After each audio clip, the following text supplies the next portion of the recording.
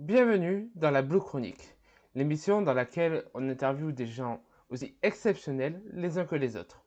Aujourd'hui, j'ai l'honneur d'accueillir Christophe Naudy du groupe Trio Aubergine. Sur ce, bonne vidéo. Avant de commencer l'interview, est-ce que tu veux te présenter pour ceux qui te découvriraient sur cette vidéo? Allez, c'est bon. Ben écoute, c'est très simple. Moi, je m'appelle Christophe Naudy. Je suis batteur, donc depuis quelques années maintenant. Donc je suis intermittent du spectacle. J'ai valdingué dans quelques groupes de bal, pas mal de big band. J'ai commencé par les harmonies, qui étaient vers chez moi dans l'Ariège, puisque donc je suis ariégeois. Donc j'ai fait quelques écoles, j'ai fait un petit passage au conservatoire de Toulouse, etc., etc. Mais bon, voilà, surtout ce qui nous intéresse, c'est que depuis 2003, je m'occupe donc du groupe Bergine Trio, qui anciennement s'appelait Trio Bergine, donc tout le monde aura saisi le jeu de mots. Voilà, alors on essaye de se faire appeler maintenant Bergine Trio, ça fait quand même plus sérieux. Voilà, donc c'est un groupe qui existe depuis 2003. Donc, qui est composé d'une chanteuse et d'un pianiste. Donc, moi, je suis à la batterie et aux percussions. Et donc, nous interprétons différents répertoires. Ça reste quand même assez jazzy dans l'ensemble, mais c'est vrai que nous partons surtout sur un répertoire qui va être autour du swing, de la chanson française, ça va des années 30 jusqu'à aujourd'hui en quelque sorte. Voilà. Et en parallèle, donc c'est là où nous étions vus Léo, on a donc cet hommage à Boris Vian que nous avons depuis quelques années, et ainsi qu'un hommage à Gainsbourg que nous avons monté aussi il y a quelques années et que nous avons dépoussiéré pour cette année 2021. Voilà, j'espère que c'est clair. Oui, oui, c'est clair. Alors, du coup, je vais passer aux questions sur le groupe en commençant par comment vous êtes-vous rencontrés? Euh, Comment on s'est rencontrés? Alors, comment on s'est rencontrés? Alors, à la base, le groupe, alors il y a très très longtemps, je vais faire vite aussi, le groupe était composé donc d'un pianiste. Donc nous l'avons formé avec un trio de copains, hein, puisque nous étions dans le même orchestre de bal à l'époque. Nous nous connaissions avant d'être rentrés dans cet orchestre-là. Donc au départ, si je ne dis pas de bêtises, le trio était composé donc de mon ami pianiste, qui s'appelait Vincent Camarade à l'époque, ainsi que d'un bassiste. Donc, nous avions pris l'initiative de faire un trio instrumental. Et ensuite, le bassiste n'a pas pu rester. Il est parti vers d'autres aventures. Nous sommes toujours tous très copains, il n'y a aucun souci. Et donc, nous avons eu l'idée d'intégrer une chanteuse qui était donc dans le groupe aussi avec nous. Et donc, nous avons formé le trio. En fait, donc, on se connaissait déjà bêtement. Beaucoup de musiciens se connaissent dans l'Ariège. Donc, on s'était tous déjà croisés.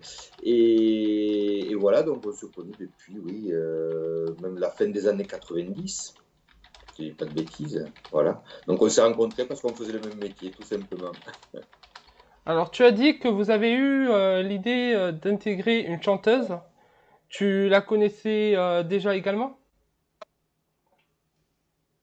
Oui, on avait été, je connaissais Stéphanie la chanteuse, puisqu'on avait été dans le même groupe, dans le même orchestre de bal Je à vois. l'époque, un orchestre qui s'appelait Réméringue d'ailleurs, bon, un orchestre qui n'existe plus. Et nous étions rentrés dans cet orchestre-là, je ne dis pas de bêtises, ça devait être en 96. Voilà, ça remonte à loin hein, déjà. Hein.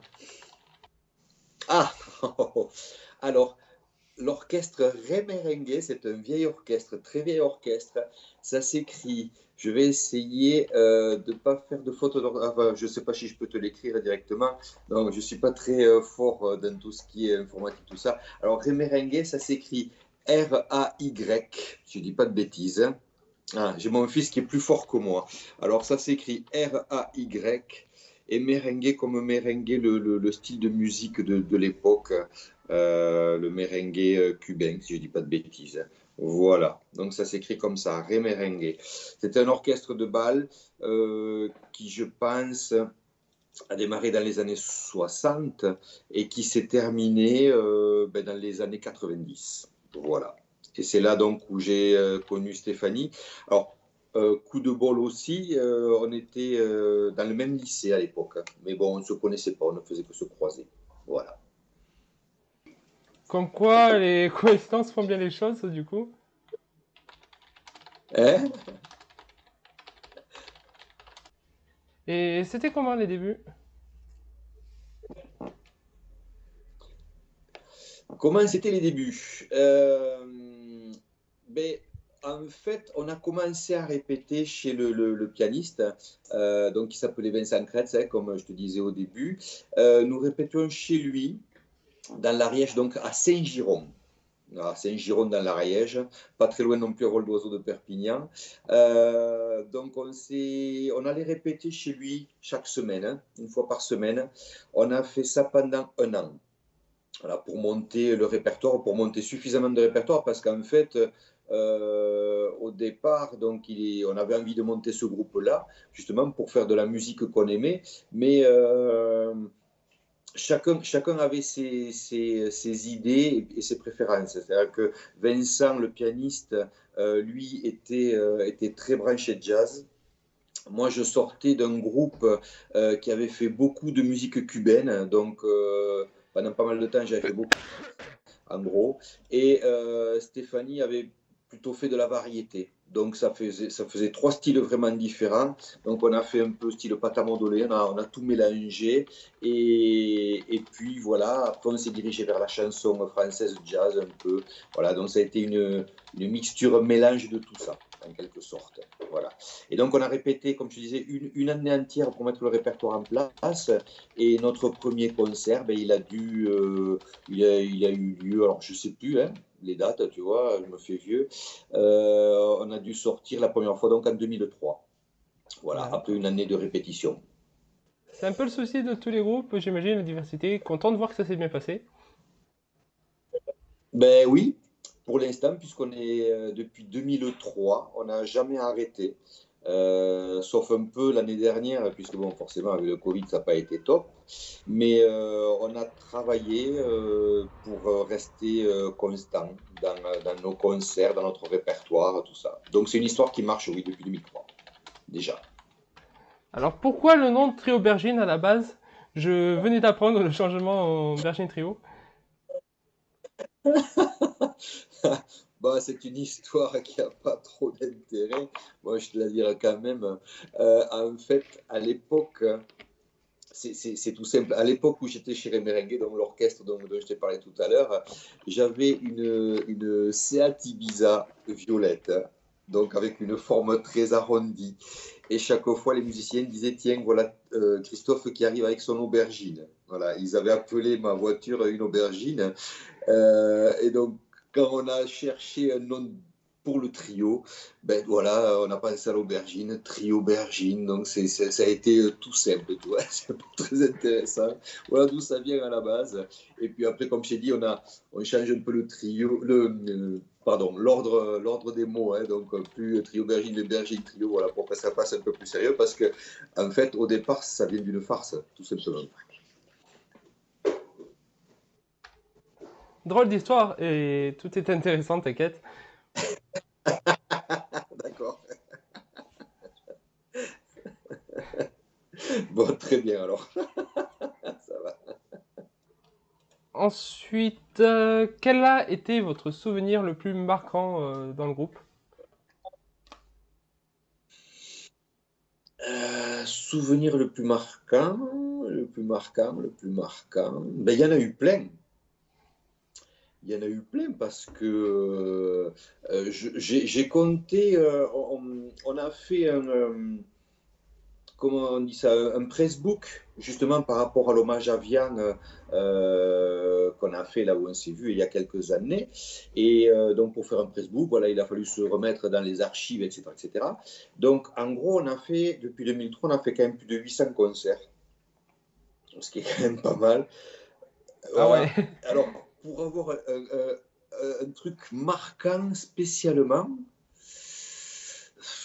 je sais pas. On a plein de bons souvenirs. en fait. Ce que je pourrais te dire, c'est qu'en gros, on a fait des concerts à des endroits où on n'aurait jamais espéré aller quand on a formé le groupe, quoi. Par exemple, jouer sur la place du Capitole à Toulouse, ça c'est un truc qu'on n'aurait jamais imaginé. Jouer dans de grands festivals de jazz, voilà, où on voyait les affiches et qu'on était un peu plus jeune, on se disait à l'époque, ouais, jamais on jouera là. Et puis on y a joué plusieurs fois. Je pense au festival de jazz qui se passe à Cognac-Corbière, ça c'est dans l'Aude, qui est un très grand festival, et donc on a d'y jouer souvent. Et puis après, il y en a plein d'autres. Donc franchement, il y a des éléments marquants, il y en a plein. Il y en a plein. On a eu la chance de croiser toujours de bons musiciens, puisque bon, notamment au niveau des pianistes, nous avons eu plusieurs pianistes différents, ça s'est toujours très très bien passé. Et donc voilà, les bons souvenirs, il y en a plein. Franchement, il y en a plein. Tant mieux. Ouais, t'as vu. Une petite histoire drôle à nous raconter, genre une connerie de spectacle ou autre chose? Et ah oui, il va falloir que je réfléchisse aussi. Euh, un truc spectacle drôle, là. Il aurait fallu que je révise là. Un truc de spectacle drôle. Ben, de mon côté, puisque tu m'as déjà vu, tu sais que je joue du washboard. Le washboard, Oui. en fait, c'est cette fameuse planche à laver. Voilà, que je joue donc avec des dés à coudre qui sont percés et qui sont cousus sur des gants. Voilà. Tu peux répondre si tu veux. Ouais. Ce sont des dés à coudre qui sont cousus sur des gants.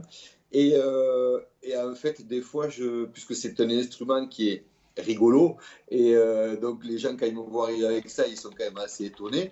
Et quand ils trouvent ça rigolo, forcément, j'en fais des tonnes. Et il m'est arrivé de perdre les dés. En fait, voilà, pendant que j'étais en train de faire un solo de washboard, en fait, les dés sont en train de se découdre et voilà, et ils partent dans le public. Donc ça m'est arrivé plein de fois. L'autre jour, justement, sur le washboard, j'ai une petite sonnette de vélo que j'actionne, et puis la sonnette s'est dévissée, elle a atterri dans le public aussi. Ça, c'était il y a 3 semaines à peu près. Voilà. Voilà, c'est une petite bêtise. Si, après, des fois, je tape sur le micro aussi, sans faire exprès, avec les gammes. Bon, voilà, c'est à peu près. Oui, taper sur un micro, oui, voilà. La Quand je base. m'approche trop près du micro. Ben ouais, c'est vrai. C'est la base, ce genre d'erreur. Pour moi, c'est plus se gratter à l'endroit où il y a le micro. Voilà. Moi, en fait, c'est pas gratter, c'est carrément, voilà, quand je fais mes petits gratte-gratte, je donne des coups dans le micro, c'est déjà arrivé. Euh, je crois même, hein, qu'une fois, je crois qu'il y avait eu une vidéo là-dessus, j'avais tellement tapé fort sur un micro, je sais pas, je suis pas très fort en électricité, tout ça, je sais pas, mais il y avait eu un gros pet et même les éclairages avaient baissé, je sais plus où c'était, mais ça avait fait un fouet, l'éclairage s'était arrêté et tout, donc, alors, je sais pas si c'était dû exprès à cause de mes coups de doigts dans les micros, mais bon, c'est bizarre, quand ça fait pas que dans le micro, tout l'éclairage s'est arrêté aussi. Donc, Oh, le souvenir que ça doit laisser. oh, ça a été, en fait, on s'en est pas aperçu. On s'en est pas aperçu quand on a joué, mais c'est en voyant la vidéo qu'on a entendu PAC et que l'éclairage s'est arrêté, ou enfin, une partie de l'éclairage s'est éteint. On s'en était pas aperçu au moment du concert. Voilà. Pourquoi ce choix? Pourquoi ce choix? Alors oui, c'est un instrument particulier. Alors bon, c'est pas un instrument, c'est pas moi qui l'ai inventé, sinon je serais super riche. C'est un instrument qui vient de la Nouvelle... Voilà déjà. C'est un instrument qui vient de la Nouvelle-Orléans. Donc en fait, il devait y avoir, je ne sais pas, il devait y avoir peut-être l'histoire sur Wikipédia de washboard, je ne sais pas, mais donc ce sont des dames qui faisaient la lessive sur le washboard, et donc je suppose qu'il y en a une qui était peut-être plus musicienne qu'une autre, et quand elle a fait gratte-gratte, elle a trouvé que ça faisait un son sympa, donc certains musiciens se l'ont approprié. Je crois qu'on appelait ça la batterie du pauvre à l'époque à la Nouvelle-Orléans, ce qui permettait en fait de défiler pendant les processions, de défiler avec cette planche à laver plutôt qu'une vraie batterie. Et comment on en est arrivé là? Ben, dans un orchestre dans lequel je jouais, il fallait faire quelques passages New Orleans avec des cuivres, notamment pour les apéritifs concerts, et on ne pouvait pas descendre la batterie en plein milieu du public. Donc on avait trouvé cette solution-là. J'étais allé acheter un washboard dans un magasin de musique et j'ai regardé quelques vidéos sur YouTube. Je me suis mis des gants, des dés, j'ai essayé de faire pareil, et puis voilà. Et depuis, c'est resté. C'est-à-dire que à tous les concerts du Bergin Trio ou du Bergin Quartet, il y a toujours, même dans le spectacle Vienne, dans le spectacle Gainsbourg, il y a toujours un passage washboard. C'est un peu notre petite marque de fabrique. Voilà. Si on vient nous voir, il y a toujours un petit passage au washboard, obligé. Et du coup, je confirme, il y a une page Wikipédia, je m'étais vite fait renseigner. Mais quand j'ai regardé sur la Ouais, page du jazz, c'était pas dans la section instruments principaux, et vu que vous êtes ma seule référence au jazz, ça m'avait étonné. d'accord, d'accord, d'accord, d'accord. Bon, ben, tu vois, maintenant, voilà, tu vas devenir un maître de l'histoire du washboard. Voilà, si tu vas sur Wikipédia, tu en sauras certainement plus que moi. Voilà. Parce que je ne suis pas allé, tu vois, donc peut-être que par curiosité, je vais aller voir ça. Est-ce qu'il y a un moment où le groupe a failli être dissous? Non, non, je crois pas. Dans mes souvenirs aussi, si je vais chercher, non, je crois pas. Parce que ben, par rapport au changement, comme je disais tout à l'heure, il n'y a pas eu énormément de changements par rapport au début, puisque donc Stéphanie et moi, nous sommes les deux à être tout le temps avec ce groupe-là, même si de temps en temps il a fallu qu'on se fasse remplacer, puisque depuis 2003, ben, il y en a qui sont des fois malades. Moi, une fois, je suis tombé du toit, je me suis cassé la malléole, donc il a fallu qu'on me remplace. Voilà. Mais après, le groupe ne s'est jamais dissous. C'est-à-dire que quand notre premier pianiste, Vincent Kretz, est parti, donc il a été remplacé par un copain à nous qui s'appelait Thierry Gonzalez, qui est resté pendant plusieurs années avec nous. Quand Thierry est parti, il a été remplacé par Olivier Richard, qui est le pianiste et qui joue avec nous actuellement. Et ensuite, nous avons eu des pianistes remplaçants qui sont restés à certaines périodes. Il y a eu Franck Souriant, qui est actuellement parti prendre sa retraite en Guadeloupe. Voilà. Qui c'est qu'il y a eu encore? Il y a Thierry Ollet, qui est un très bon ami à nous, qui vient de temps en temps faire des remplacements. Donc après, non, on ne s'est jamais engueulé. Alors bon, il y a des fois, forcément, il y a des fois des trucs qui nous agacent, mais non, on s'est jamais engueulé. Et tout a très bien toujours roulé, parce qu'en plus, voilà, par rapport justement au choix de différents morceaux, on se réunit tous ensemble et on choisit ce qui marche pas, ce qui pourrait marcher. Et voilà, on choisit en gros tous les trois ou tous les quatre. Voilà, c'est très démocratique. Donc ça se passe toujours bien. Tant mieux, c'est rare les groupes qui s'engueulent jamais, voire rarement. C'est rare, donc ça gueule jamais. Euh, oui, peut-être, je sais pas. Oui, de toute façon, après, voilà, on a tous notre côté obscur aussi, hein. Le Pas côté de obscur de problème. la force. Mais non,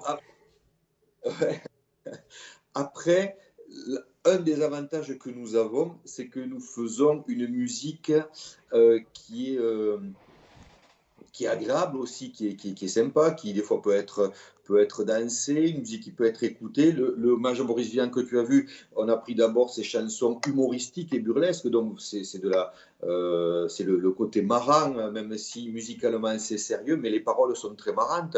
Donc voilà, ça permet cette légèreté. Et puis quand on rigole même sur scène, Voilà, quand tu nous as vu faire peut-être la paire de claques dans la gueule, est-ce que tu te souviens de ce morceau-là, peut-être, qu'on vous a fait chanter au lycée avec nous? Voilà, ça c'est un morceau. euh, Comment tu veux t'engueuler après un morceau comme ça? Quand tu le fais en concert, après, tu rigoles. Donc voilà, tout se passe toujours bien.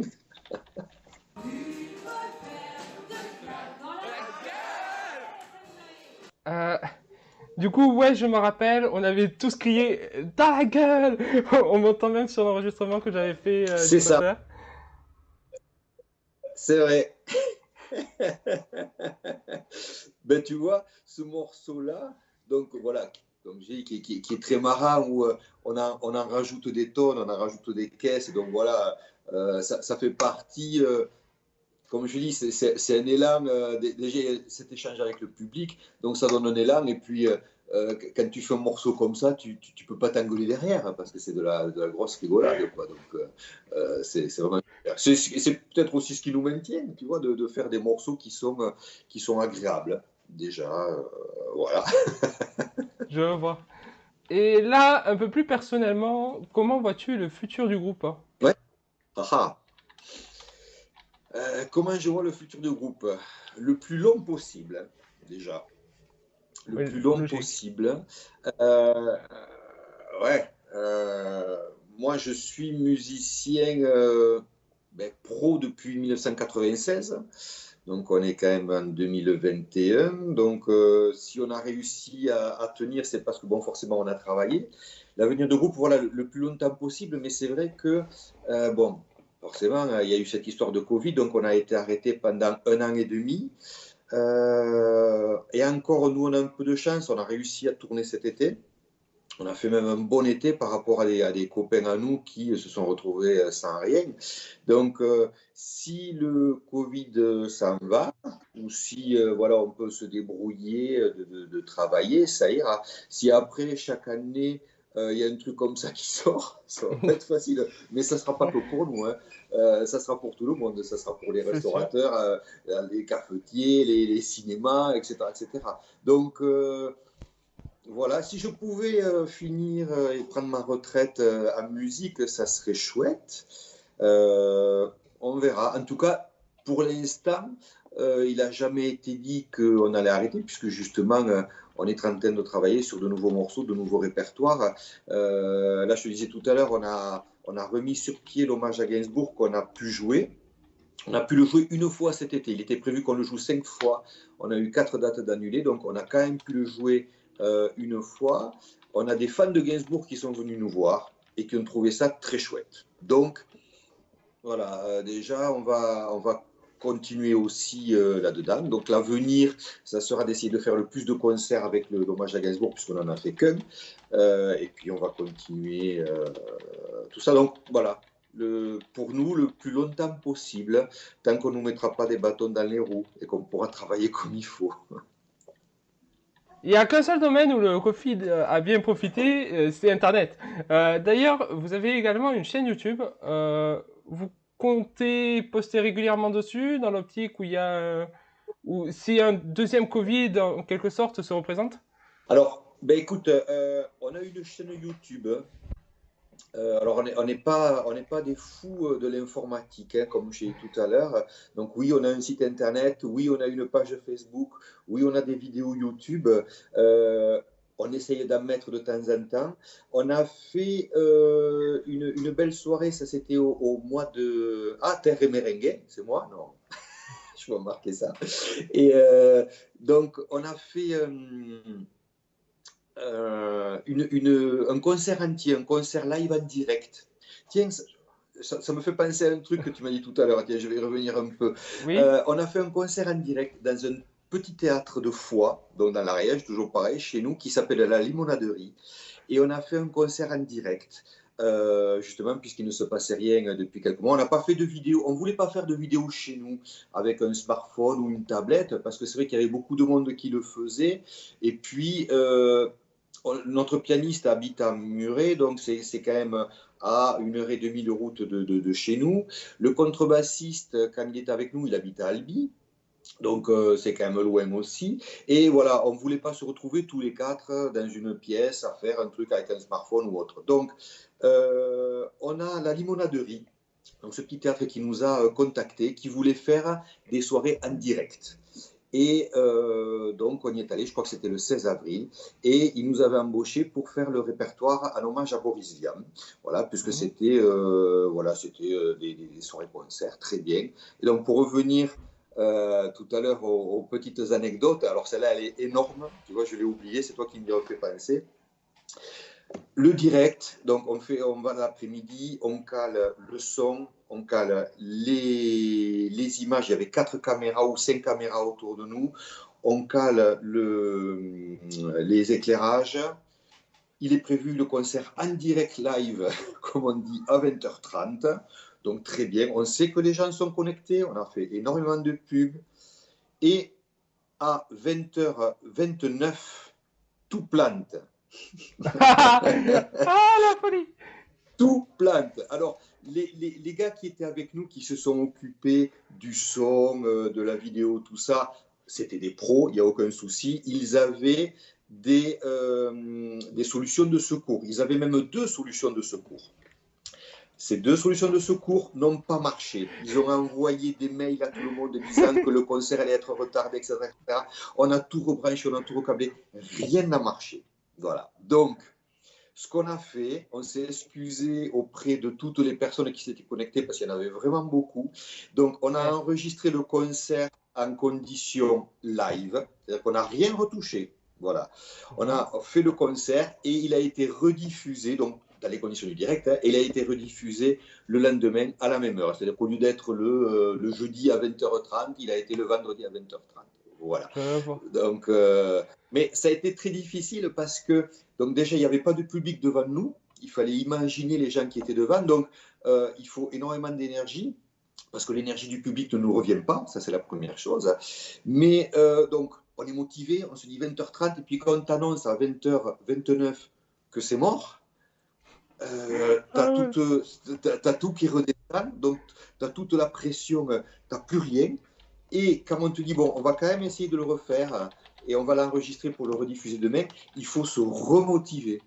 Donc, on s'est remotivé à fond, on s'est tous serrés, comme pour faire un hackage, j'en sais rien.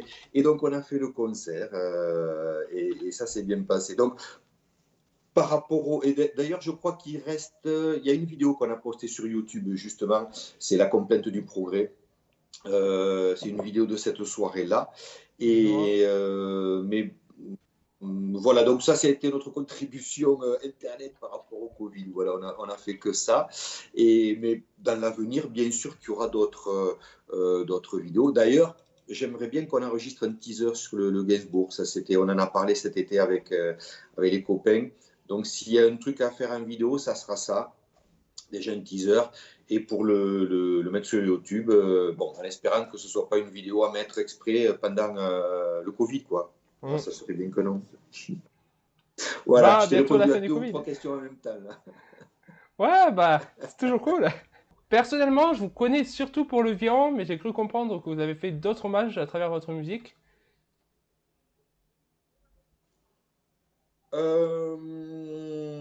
Qu'est-ce qu'on avait fait? Ben, on a fait le Gainsbourg, voilà. Alors, pour remettre les choses dans l'ordre, c'est vrai que les 2 hommages Vian et Gainsbourg, ce sont des hommages qu'on avait commencé déjà il y a 10 ans. Euh, donc Vian, ça devait être en 2000, je dis une bêtise, Vian, on l'avait fait une première version en 2009 et de Gainsbourg, on avait fait une première version en 2011. Voilà. Et donc, on a voulu les remodifier. Et essentiellement parce que là aussi, ça a été un coup de bol, en fait.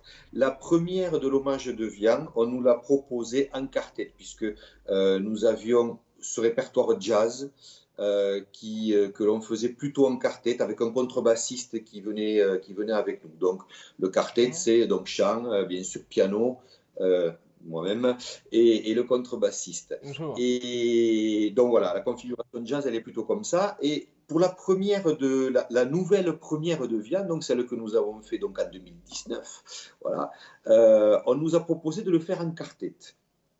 avec le contrebassiste. Et quand on a vu effectivement ce que ça faisait à 4 par rapport à ce qu'on pouvait faire à 3, on s'est dit plus jamais on le fait à 3. Voilà, la cohésion, on a réussi à rendre le spectacle beaucoup plus interactif, on pouvait changer beaucoup de choses au moment, donc on s'est dit le spectacle de Vian, on le fait exclusivement tous les 4.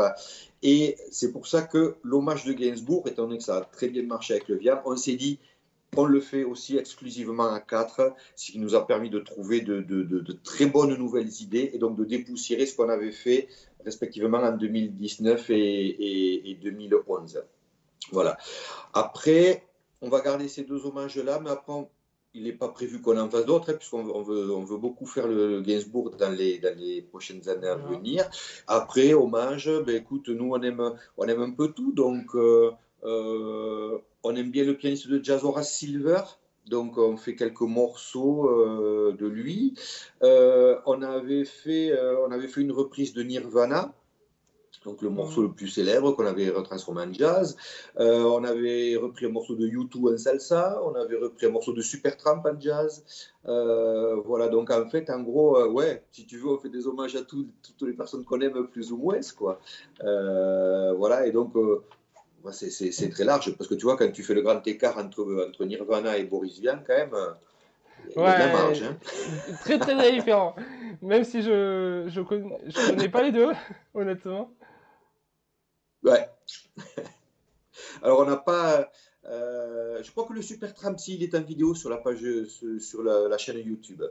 Ouais, Si tu veux aller bon, le voir. je devrais l'avoir au moins vu une fois si c'est sur YouTube. Peut-être que tu l'as vu, c'est possible, c'est possible. Voilà. Donc après, je te dis, question hommage. Voilà, toutes les personnes qu'on aime, en quelque sorte, on leur rend hommage dans nos revisites de morceaux et dans nos Je vois, nouveaux c'est cool. arrangements, quoi. Donc, dites-moi si je me trompe, mais vous faites surtout voir que des reprises, c'est ça? Vous faites surtout, oui, absolument. On fait que des reprises, mais ce qu'on essaye de faire déjà, c'est de se les approprier. C'est-à-dire qu'on on prend pas simplement un morceau et on le refait à l'identique. Ça, on l'a jamais fait. C'est-à-dire que Je vois. voilà, on a un morceau qu'on aime et voilà, on essaye sans trop comment je pourrais dire, sans En trop laissant le l'empreinte ou... décomposer, on essaye de l'approprier. Ouais, ouais. Par exemple, un truc tout bête, si on aime bien un morceau là, on va essayer de le faire en rapide. S'il y a un morceau qui a 3 temps, on va essayer de le faire à 4 temps. S'il y a un Ah, je morceau qui a vois. 4 temps, on va essayer de le faire à 5 temps. En gros c'est ça. Mais après, il ne faut pas trop le décomposer, le morceau. Si les gens ne le reconnaissent pas en concert, ça ne vaut pas le coup. Voilà. Par exemple, un truc tout simple, le répertoire Gainsbourg, la très célèbre chanson Comic Strip, par exemple, on l'a joué en tango, alors qu'à la base, c'est pas un tango. Et bon, je ne te le dirai pas, hein, je ne vais pas spoiler le truc, mais Oh! c'est moi qui fais les onomatopées. Oh! Mais je te dirai pas comment. Je te dirai pas comment. Il faudra que tu viennes nous voir. D'accord, bah, j'essaierai. J'espère bien. De toute façon, quand on viendra vers chez toi, on t'enverra un SMS, un mail, tout ce qu'on peut faire. Il n'y a pas de souci. Ça sera avec grand plaisir même. Et du coup, par rapport à la question précédente, songez-vous à faire des musiques originales? Euh, alors, on y avait pensé parce qu'on a une auteure voilà, qui écrit des livres dans l'Ariège et qui nous avait fait 2 textes de chansons. Alors, je te parle de ça. Les textes, on les a encore sur notre bureau. Ça fait 10 ans hein, qu'ils y sont les textes. Et on ne désespère pas un jour de pouvoir le faire. Voilà. Ce sont 2 très beaux textes hein, voilà, d'une romancière vers chez nous. Et alors, on a essayé de le faire pendant le Covid, mais on n'y est pas arrivé. Mais on y arrivera un jour. Voilà. Donc, on a déjà 2 textes. Il nous faut écrire la musique par-dessus. Voilà. Oh, ça, le concept, on sort des textes d'il y a 10 ans. C'est hyper hypant en vrai. On ressort des textes, c'est hyper, ouais. En fait, on garde tout. on garde tout. Voilà, on ne sait jamais, parce que ça peut. En plus, voilà, comme je dis, ce sont de très beaux textes. C'est un peu dans l'esprit, comment je pourrais te dire ça, un peu dans l'esprit Sanseverino, tu vois, des trucs marrants qui peuvent être mis dans un style jazz, jazz swing et marrant, donc ça nous correspond tout à fait. Voilà. Donc c'est pour ça qu'on les garde bien précieusement et un jour on y arrivera, pas de souci. Hâte d'entendre un jour les musiques originales de Bergin Trio, du coup. Ben ouais, ben alors on le fera tous les quatre, hein, c'est-à-dire que, comme je disais tout à l'heure, pour faire un truc comme ça, on se réunit et puis chacun jette ses idées. On a déjà essayé de mettre de la musique sur un des textes, et je te parle de ça, c'est assez récent, puisque c'était pendant le Covid, donc c'était au début de cette année-là hein, qu'on a repris ce texte.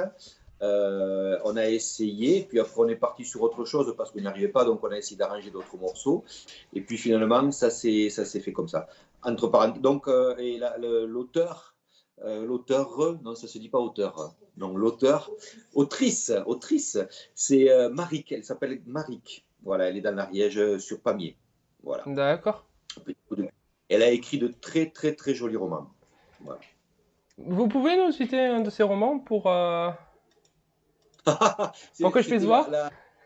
Non, non, non. Alors, je dois la voir par là. C'est le passager d'Apamé, c'est ça La messagère d'Apamé. Alors, Voilà. La messagère de quoi? D'Apamé. Je vais D'Apamé? essayer de te trouver le livre tout à l'heure, hein. Apamé, ça s'écrit Apamé, A-2-P-A. Voilà, je suis bon en orthographe, mais là, je ne m'en souviens plus du coup. D'accord. Apamé, donc ça vient de Pamiers, justement. Je vais te le trouver, le livre, hein. Stéphanie qui est allée le chercher pour moi. D'accord. Alors, Elle vient de sortir un roman récemment. Elle vient de sortir un roman il y a quelques semaines, là, son je dernier. vois. Qu'est-ce qui a pu vous amener à faire du jazz?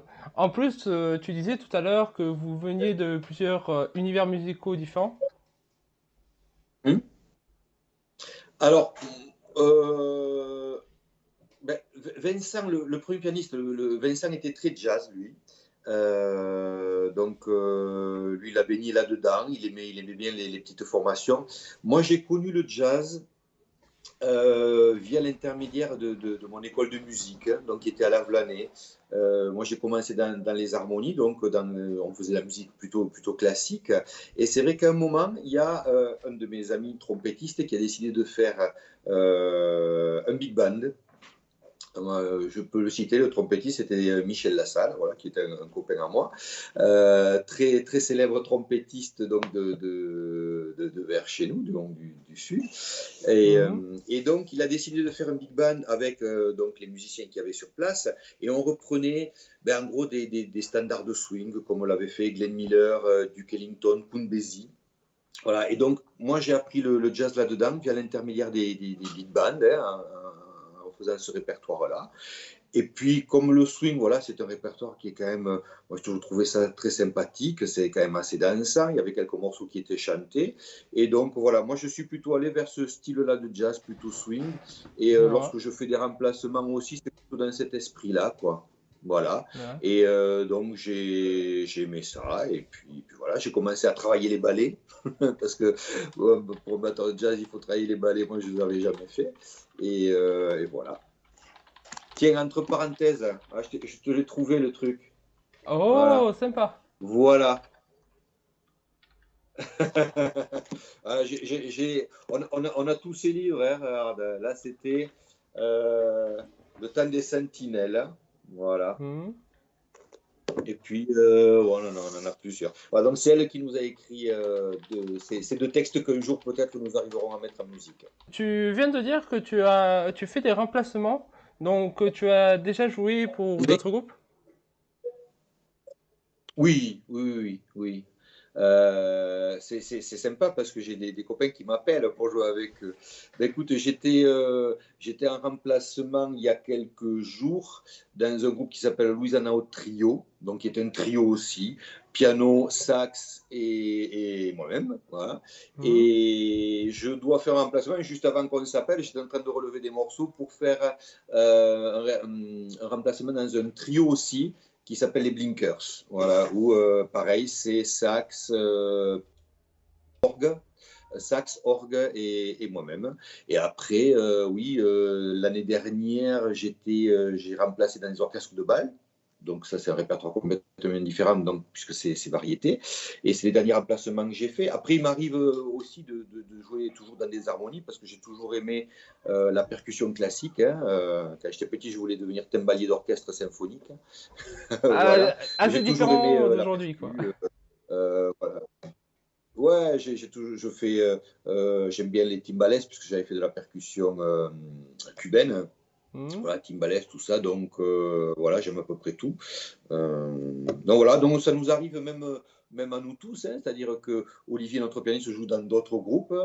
Stéphanie aussi fait des remplacements, soit pour des orchestres de variété ou pour des groupes jazz ou autres. Donc voilà, Je tant vois. qu'on nous appelle, c'est très. Du coup, vous faites toujours des concerts en cette période?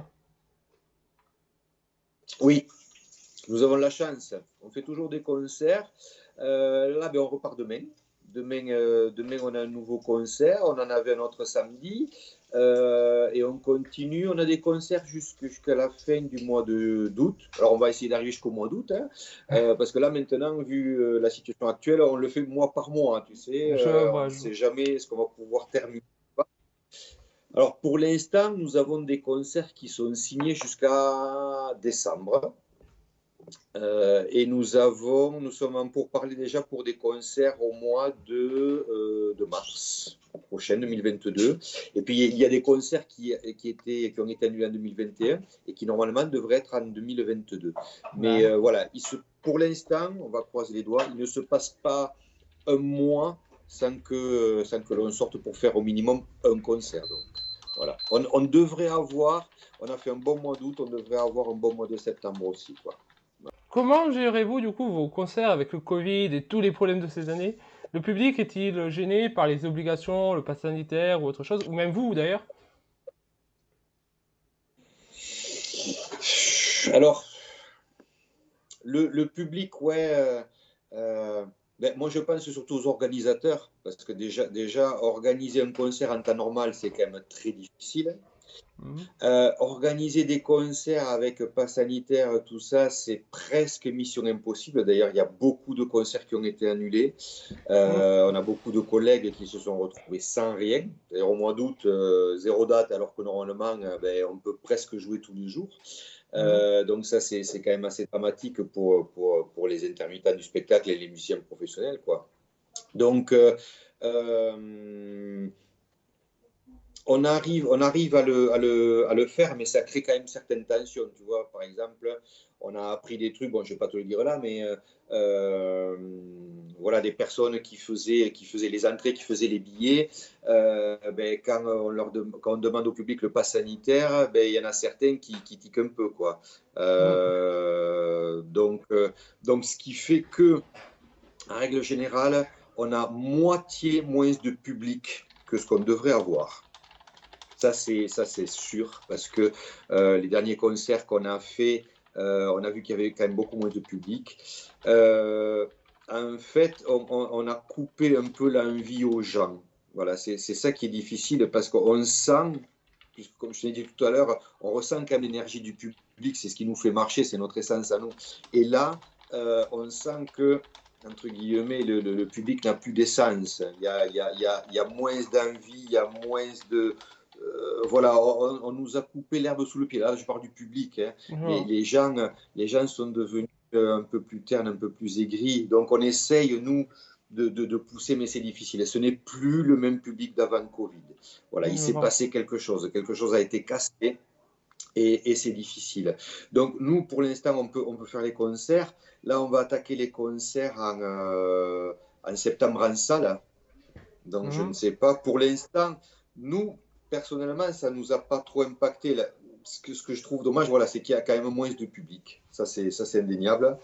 Et voilà, après, ben, pour nous, le problème qui va se poser à partir du mois de septembre, c'est que, par exemple, quand on fait une soirée, un truc tout bête, avant le concert, on va au restaurant. Donc, il va nous falloir certainement, parce que, alors, Ouais. je me fais engueuler, mais aucun de nous quatre n'est vacciné. Mais de nous trois ou de nous quatre n'est vacciné. On Mm. n'a pas pu le faire. Alors, je vais t'avouer, hein, on va un peu pas, on n'est pas ici pour parler de Covid, mais on ne l'a pas fait cet été parce qu'on a eu quand même beaucoup de nos collègues qui ont notre âge à nous qui ont été malades après le vaccin. Et comme au mois d'août et au mois de juillet, on a pratiquement joué un jour sur deux, on ne pouvait pas être malade et annuler un concert, d'autant plus Mm. qu'on on a été arrêté pendant 1 an et demi. Donc, si on se fait vacciner, ça ne sera pas avant le mois de septembre. Et Voilà. donc, en septembre, on va voir. Ça serait embêtant de se faire mettre des bâtons dans le nez tous les 2 jours, mais bon, s'il faut passer par là, voilà. Non, après je vais rien dire contre le vaccin, ni quoi que ce soit. Y a pas de, on n'est pas là pour ça. Et puis moi, je suis pas médecin. Je vois, j'entends tout ce qui se passe, mais on va pas rentrer dans la polémique. Il y en a déjà suffisamment. On Ouais, va c'est pas assez rajouter tout difficile. ça. Parce que, ouais, c'est difficile. Après, nous, notre envie en tant que musicien, puisque euh, notre métier, c'est la bonne humeur, quoi, hein, quand même. Mm. C'est voilà, C'est de sûr que la fête, ça, hein. Voilà. sûr que le Donc, contraste. voilà, ouais, ouais, nous on a envie que ça continue. Voilà, on a envie que, ben, on a envie de continuer notre métier et on a surtout envie que le public soit heureux. Malheureusement, on a tendance à voir qu'il est quand même moins heureux qu'il y a quelques mois. C'est dommage. Mais ça va revenir. On reste optimiste, hein. Tout va Ouais, revenir petit à petit. c'est la fin de mes questions. Mais du coup, il y a la troisième Ouais, partie. Du coup, les questions que c'est pas moi qui ai écrites. Du coup, il y a Tomato Kawaii qui a posé deux questions. ouais.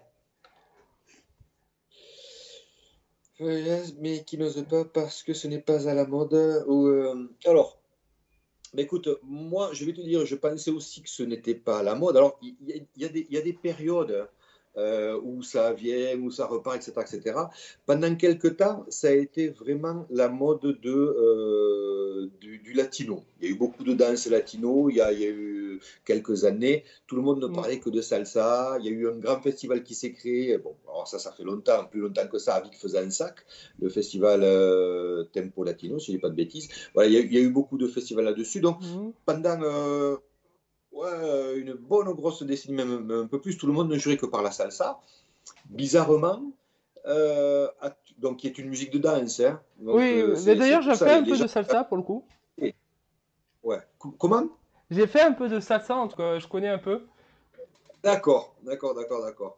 Et donc voilà, il y a eu une grosse période de salsa. Et là maintenant, ça fait quelque temps. Alors la salsa ne disparaîtra jamais, bien sûr, mais depuis quelque temps, j'ai l'impression qu'il y a beaucoup de festivals de jazz.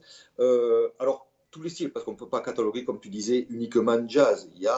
C'est comme le rock. Tu ne peux pas dire que le rock, ce n'est que Elvis Presley. Il y a eu plein de trucs, hein. Je fais d'énormes raccourcis. Mais voilà, Mm. le jazz, ça va du New Orleans jusqu'au free jazz d'aujourd'hui.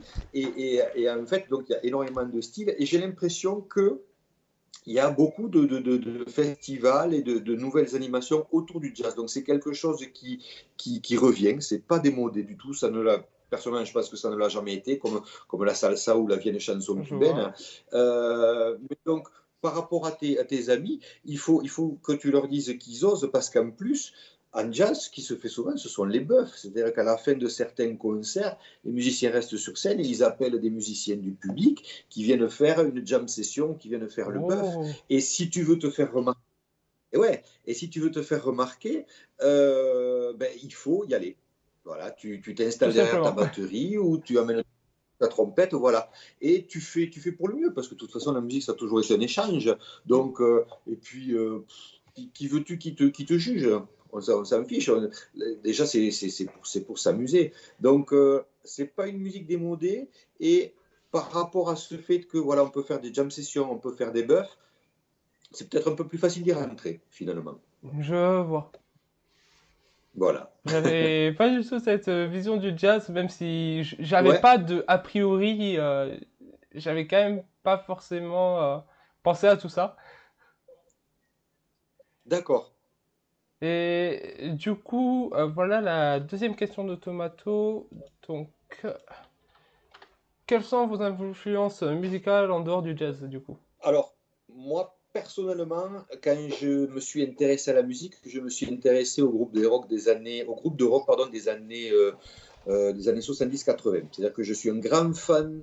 Tout à l'heure, je te parlais de Supertramp. Je suis un très grand fan de Supertramp. J'adore Genesis. Donc forcément, j'ai tapoté sur les morceaux de Phil Collins à l'époque, donc j'adore Genesis. Au début, moi, la musique que j'aimais bien, c'était le rock, ou ce qu'on appelle plutôt la variété internationale. Je vois. Voilà, Supertramp, Genesis, Toto, j'aime beaucoup Toto. Earth, Wind and Fire, donc ça c'est plutôt... ouais, après ils ont lorgné vers le funky ou vers l'électro. Après j'aime tout. Joe Jackson, j'aime beaucoup Joe Jackson, qui est un pianiste aussi, qui fait dans tous les styles de Jackson, même s'il est catalogué artiste de variété internationale. Il a eu fait des albums salsa, des albums jazz, des albums classiques. Donc j'aime beaucoup Joe Jackson. Voilà, donc j'ai aimé tout ça. Puis après, j'ai eu ma période big band, j'ai eu ma période musique classique. J'aime beaucoup Tchaïkovski, j'ai mal dit. La musique classique russe, j'aime beaucoup. J'aime beaucoup la musique de films de John Williams. Je crois que je dois avoir 60 albums de John Williams ici. Tu vois, toute la musique de Ah, film, j'en ai vraiment des tonnes. Euh, Musique classique aussi, j'en ai beaucoup. J'aime beaucoup tout le latino. Donc, j'adore, dans les plus modernes, j'aime beaucoup Michel Camilo, hein, qui est du latino de haute voltige, on va dire.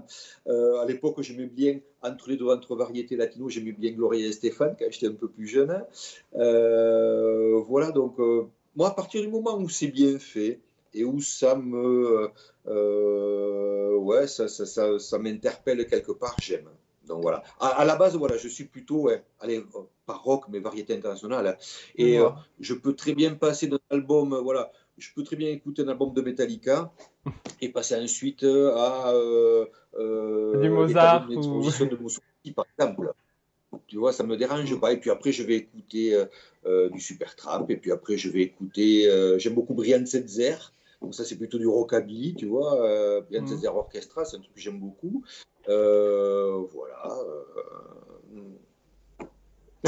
Voilà, je ne sais pas si j'ai répondu à tout, mais Oui, bah...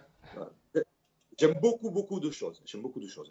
Après, j'ai un peu plus de mal, je t'avouerai, le rap. Disons que là où j'ai peut-être un peu plus de mal, c'est dans les musiques où tu n'as pas vraiment de vrais musiciens. Tu vois, quand tu as quelque chose avec ben, des batteries électroniques ou des boîtes à rythme, enfin plutôt des boîtes à rythme, pas des batteries hmm. électroniques, hein, parce que batterie électronique, tu as vraiment un vrai batteur derrière. Mais tout ce qui est trop synthétique, voilà, boîte à rythme, des trucs déjà séquencés, tout ça, ça me laisse un peu plus froid. Je Voilà. vois. Ah, j'avais oublié, j'adore Peter Gabriel aussi, forcément, les mains de Genesis, voilà. Peter Gabriel est quelqu'un que j'apprécie beaucoup, ouais, aussi. Je vois. Donc voilà, c'est la fin de cette interview. J'espère que vous l'aurez apprécié. Alors désolé, il y a eu 2 mois entre le moment où je l'ai enregistrée et le moment où vous la voyez aujourd'hui. Même peut-être un peu plus au moment où elle est postée exactement. Alors, pour ceux qui me suivent sur Twitch ou qui sont sur le Discord, vous le savez, mais il y a eu un moment où j'ai eu une panne d'inspiration, j'ai eu ma rentrée à l'université et mon premier travail. Donc vraiment, j'ai été vraiment très occupé et j'ai pas eu le temps de monter cette vidéo. Mais ça reprend, hein.